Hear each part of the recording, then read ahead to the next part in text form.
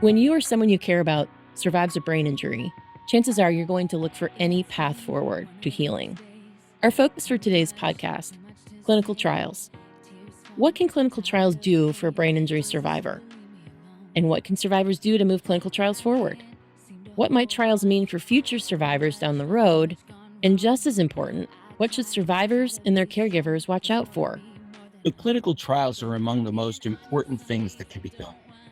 They're an objective evaluation about whether a intervention truly makes a difference for someone or not. Giving up. Even when there's no change, I'm not giving up. Welcome to the Brain Injury Awareness Project podcast presented by Brain Injury Services, a nonprofit leader in developing services for children, adults, and veterans who have experienced a brain injury. I'm Erin Mattingly, a speech language pathologist and the board chair of Brain Injury Services. And whether you're a brain injury survivor, a caregiver, a clinician, or researcher, or just curious about the brain, we're pleased to have you join us for these conversations. Because brain injuries happen every 9 seconds.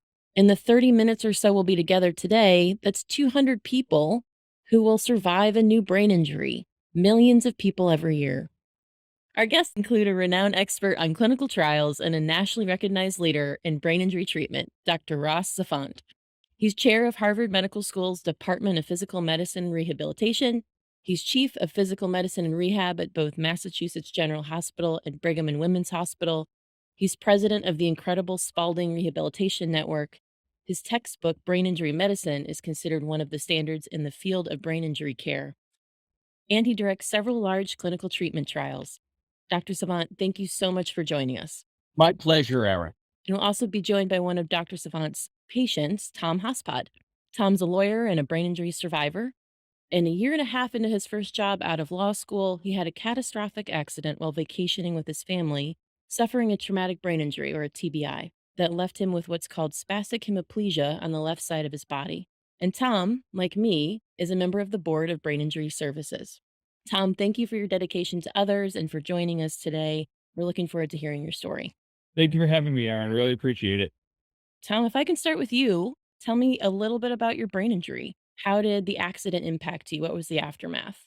Sure. So as you mentioned a little bit, I was on vacation with my family and I fell from a second story loft and I suffered a traumatic brain injury. I was in a coma for a week, then transferred to Spaulding Rehab where I was inpatient for 6 weeks. And I was really lucky that I got the physical therapy and occupational therapy that I did so quickly out of the gate, because that makes such a difference in early recovery. Making sure that you receive that treatment right away, it can make a huge difference. And so after I was inpatient, I continued to go to Spaulding and see Dr. Zafonte as my physiatrist and go to physical therapy and occupational therapy there to try to regain use of my left upper and lower extremities. And so it's been quite a journey, because physical therapy, as you know, Aaron, and as you know, Dr. Zafonte, physical therapy and occupational therapy can only bring you so far. And where I'm almost 5 years out from my injury now, I've somewhat plateaued, as far as physical and occupational therapy. And so I've been really trying to stay on the cutting edge of clinical trials and new and emerging treatments. And Dr. Zavon has been an invaluable resource there for me, helping me to navigate what can be kind of a difficult, intricate, tricky world. Two terms that came up, spastic hemiplegia. If we can just have a quick definition of what that is, that would be great. And then the other is physiatrist. So the listener may not know what a physiatrist is or a physical medicine and rehab doc. So I will kick it to either one of you to answer that. So, spastic hemiplegia is a term that refers to one side of the body, hemiplegia, that is involved with excessive tone or a excessive force that one can't control. And this is produced by a dyssynchrony in the on-off systems of the nervous control system. Physiatry is really physical medicine rehabilitation. It is the clinical science of recovery. It is the practice of the care and needs for those with neurorehabilitation needs, but also those who are amputees or those with chronic pain or musculoskeletal disorders. The linking principle is how do we make people's function better by using both therapeutic and dynamic processes. And Tom, you mentioned looking into clinical trials. What brought you to that point? Was it just looking to break free from that? You mentioned a plateau. Was it more optimism, desperation? What made you start looking into it? A little bit of everything, Aaron, really. So yeah, like I said, I probably hit my plateau. I would say maybe 2 to 3 years after my injury, I really noticed that I was plateauing, and at that point, I was still pretty severely disabled. I still need to use a cane and a, stimulation device to walk. I still don't really have any use of my left hand and arm. I want to do everything I possibly can to restore those functions. I really wanted to address the root of the issue being the lesion in my brain from the brain injury rather than the peripheral nervous system. I wanted to look for more central nervous system centered solutions. I've really been looking at these clinical trials to kind of get over this plateau. And my dream one day is to be able to run the Boston Marathon. I'd like to get myself to a point where I can do that. And I know it's going to take new and emerging medicines to get there because right now there's no cure for brain injury. There's just maintenance and treatment. I kind of want to move beyond that. Makes sense. What a cool goal too. I will be there cheering you on, Tom, when you Thank run the you. Boston Marathon. Thank you. Dr. Zafonte, what are clinical trials? Are they experiments? Talk to us about that. The clinical trials are among the most important things that can be done. They're an objective evaluation about whether a intervention truly makes a difference for someone or not. And what is the magnitude, the size of that improvement? Can they be dangerous if you're not aware of what you're getting into? You know, I think every clinical trial has to be thought of in a logical and ordered manner. And if I were a consumer, I would go back and say, one, is this a federally funded study? Two, it might be funded by a very large pharma company.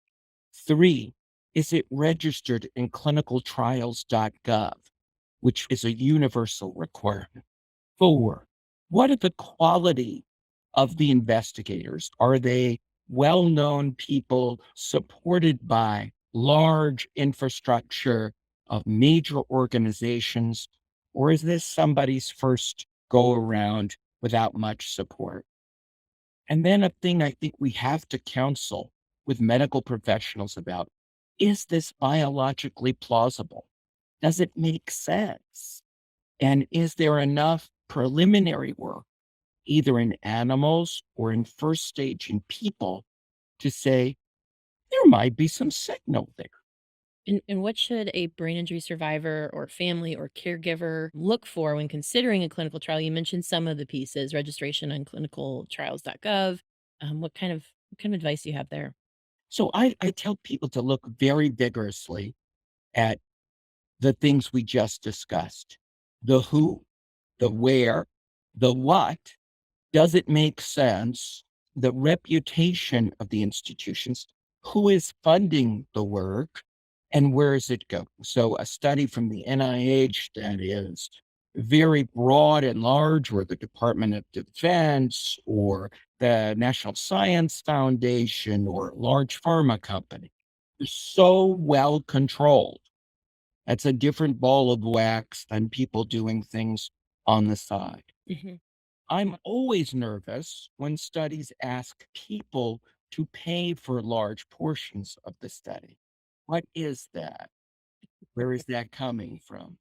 Why are there insufficient resources? Now, on occasions, even federal studies say this is part of the study, this is part of usual care everyone would get. We have you pay for this part in part. Okay, we can talk about that. But when one is paying absorbent amounts for the entire thing, very worried about what does that mean for both the subject and what does it need about the infrastructure of the study? Makes sense. So that would be a huge red flag if you're asked about that. And Tom, you had an experience that kind of aligns with that, right? I did, yes. I think the first clinical trial that I found on clinicaltrials.gov that I brought to Dr. Zafonte's attention was a clinical trial that the basis was intravenous administration of stem cells. And I brought it to Dr. Zavont, and I love that Dr. Zavont is a scientific purist because really you need to look at these from a scientific purist perspective. I mean, the first red flag was that they wanted me to pay thousands of dollars out of pocket for it. The second red flag was that it didn't make any biological sense. The stem cells cannot pass the blood brain barrier. So, what I quickly learned is that a lot of these people that market so called clinical trials are really just, trying to prey on people that are desperate like me to get an alternative cure. And people have to be very, very careful. And then a second clinical trial I found was one that is being conducted by a large pharma company and funded by a large pharma company, like Dr. Zapont said. And this one was backed by large university affiliated hospitals. And it was an international study with researchers on it. I'm talking about the SanBio trial, Dr. Zapont. And this was one that he encouraged me to keep an eye on and follow closely because that was something that would be a lot more promising, given those factors that I just listed. Let me just add a little bit to Tom's excellent points where a point of clarity. There have been some intravenous cellular therapy studies in stroke, but the justification in brain injury has been less well established. And the infrastructure that he was referring to was more modest. The second study that Tom talks about, we're, had a first preliminary step. And now I think we're waiting, and many of these things, unfortunately, take epochs of time to get to the next jump step.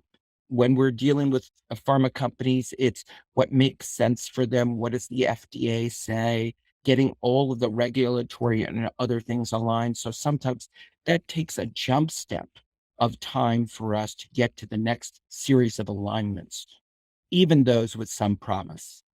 I think there was an article in the old, it's called Boston Medical Journal before the New England Journal of Medicine in 1919, referencing that pandemic and how it caused all sorts of things, both in hospitals, but external in the community.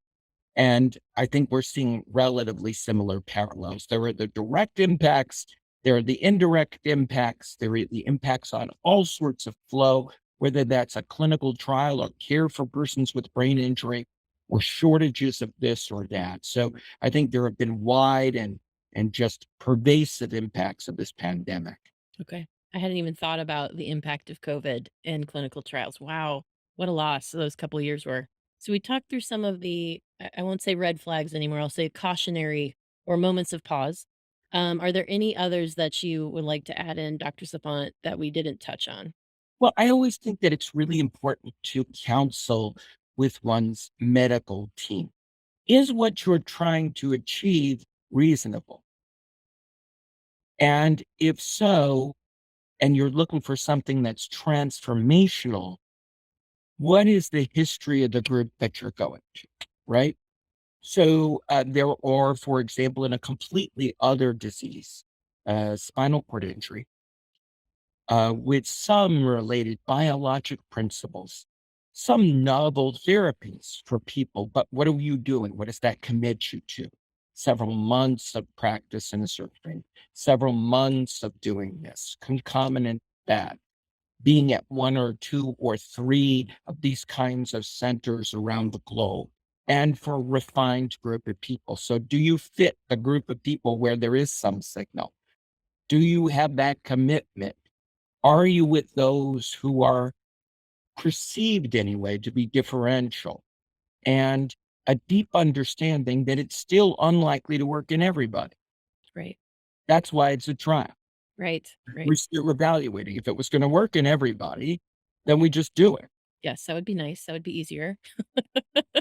Let's talk a minute about hope. So, Tom, you went into clinical trials looking, I'm assuming, coming into it with a mindset of hope, and just interested to hear the two of you discuss kind of hope versus false hope, and also the counsel that you gave Tom, Dr. Savant, about some of the trials that he was interested in.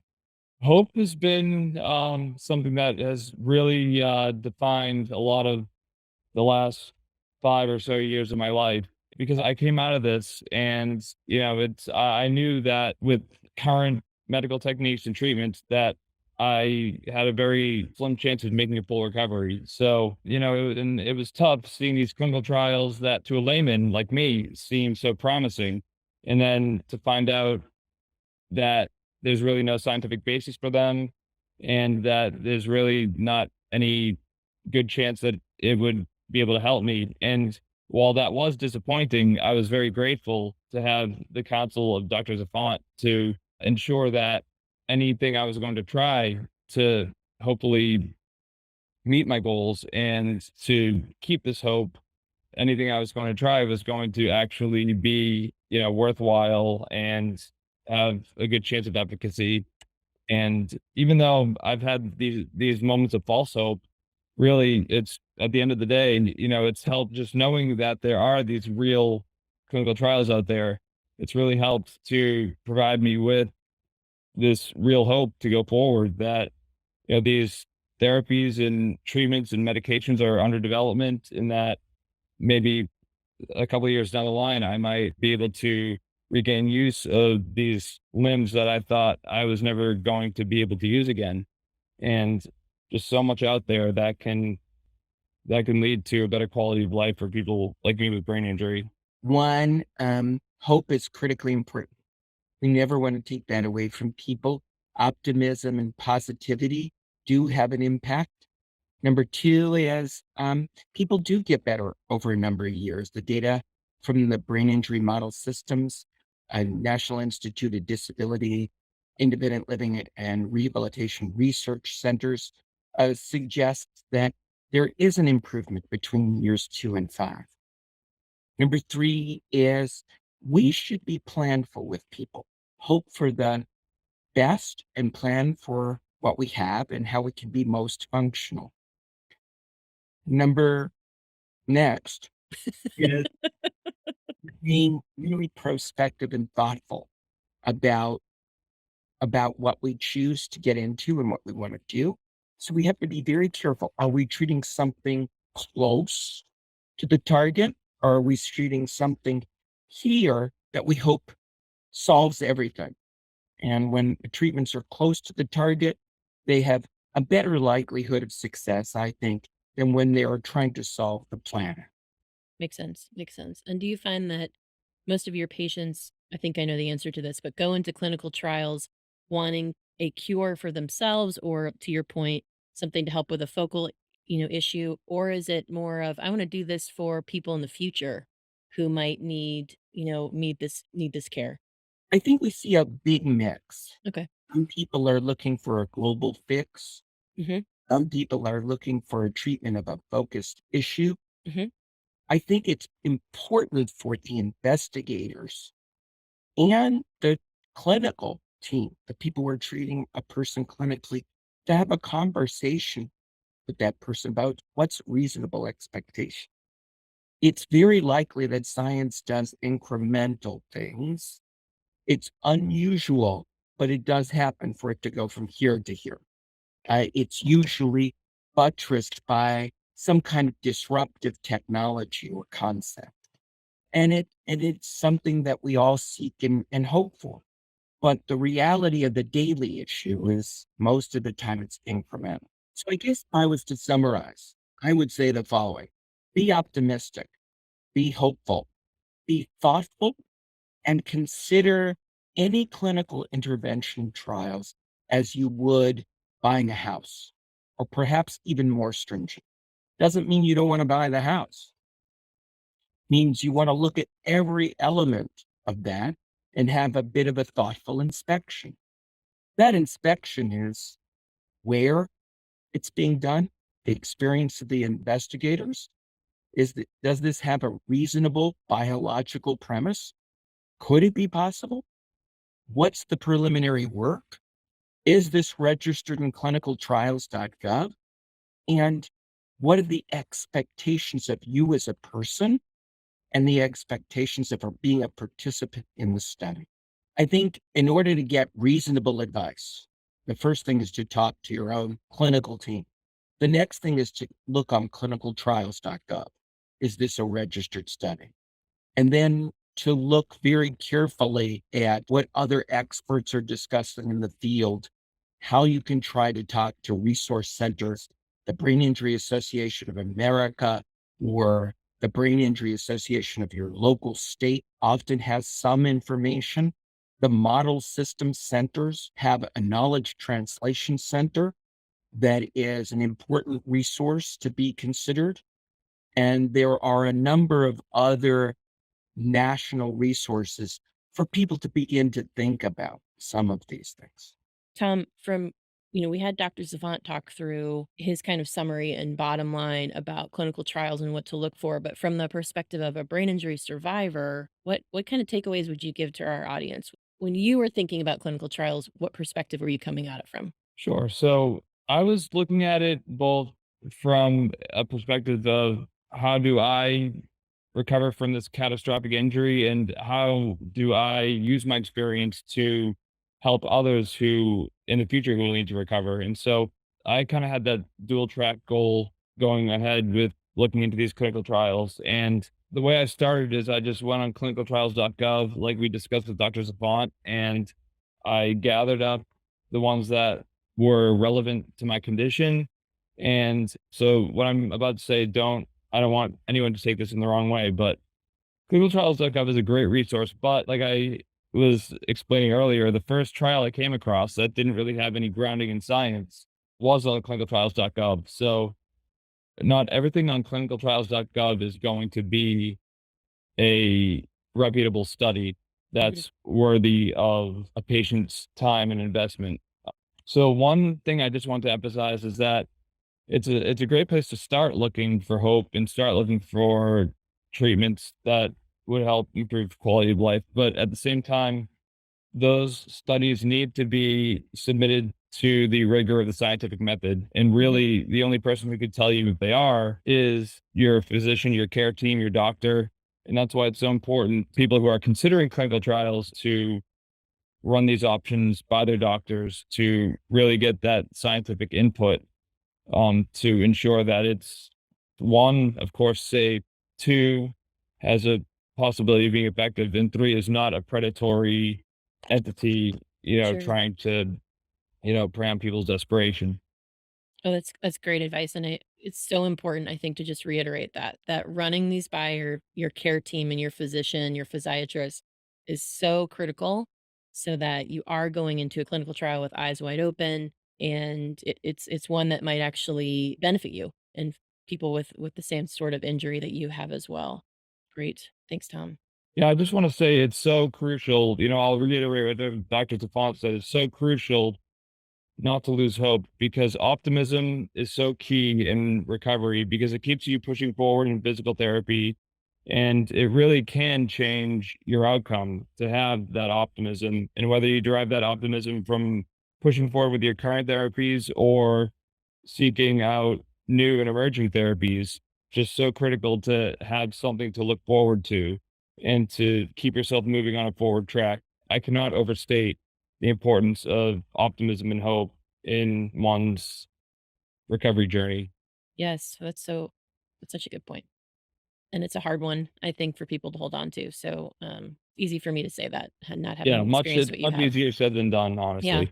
Yeah. yeah, I can imagine. Just wanted to go back to your story, Tom, of when you experienced your brain injury. Mhm. A lot of this conversation has been focused on your physical manifestation, right? So, hemiplegia, PT, you mentioned physical therapy, you mentioned occupational therapy. Just want to reiterate that every brain injury is different and every result of a brain injury is different. So, your goals are focused on the motor aspect of it, but others may have goals focused on the cognitive or communication side of things. I think it's so important that we remember that each injury is unique, and that's also why it's so important to have clinical trials, because if we didn't, if it was a one size fit all, like Dr. Safan said, it would be easy, but it is not because all of our brains are so complex, beautifully complex, but and unique. So just wanted to say that as well. Yeah, that's right, Aaron. Yes, yes, that's the big thing that I've learned being a brain injury survivor is that every brain injury is different, and there's no one size fits all approach. And really, that's why it's so important that everybody's therapy regimen is personally tailored to their own circumstances, their own goals, and that's really the best way to overcome limitations from brain injury, be they cognitive, physical, emotional, mental. There are just so many layers and aspects to it that it's just so important to keep open lines of communication with your doctor and care team and just be open about your goals and keep moving toward those goals in any way you can. Absolutely. Thank you, Tom. Appreciate your time and your willingness and vulnerability to share your story. I know that is a tough thing, so really, really appreciate it. And also thank you for your service on the board of Brain Injury Services. I'm proud to serve with you. So thanks. Oh, likewise, Aaron. Yeah, I appreciate the opportunity to serve with Brain Injury Services, and thank you for the opportunity to share my story and also, discussing my experience going through this has been really great. And I'm just so grateful to have had Dr. Zafonte as an advocate and a resource to rely on as I navigate this difficult field and keep hope for my recovery. There's a very good list of questions on clinicaltrials.gov that people who are interested in a clinical trial should ask. Why do researchers believe the intervention they are testing might be effective? Has it been tested before? What will you have to do? How do possible risks, side effects, and benefits of this trial compare with your current treatment? How often will you have to visit a hospital or clinic? Will hospitalization be required? Will there be any long term follow up care? Again, we'll put the link to this in our notes for clinicaltrials.gov. Also, especially for those in the Northern Virginia area around Washington, D.C., Tom's and my nonprofit organization, Brain Injury Services, has a wealth of resources. Most of our services are free or nearly free. I invite you to check us out at braininjuryservices.org. That's braininjurysvcs.org. And always, if you have questions about participating in clinical trials, as we talked about today, ask your doctor. Thanks, Dr. Zafonte and Tom, for your time today and for your expertise and knowledge. Really appreciate you sharing your information and experience with clinical trials. Wishing you all the best. And thank you to those of you listening, our audience, for joining us for yet another podcast from Brain Injury Awareness Project. I invite you to check out the rest of our Brain Injury Awareness Project podcasts from Brain Injury Services, which we will be presenting throughout the year. And please know you can support all of our vital work by visiting us at braininjuryservices.org/donate. I'm Erin Mattingly. On behalf of everyone at Brain Injury Services, wishing you good health and the mix that's right for you of traditional treatment and smart clinical trials.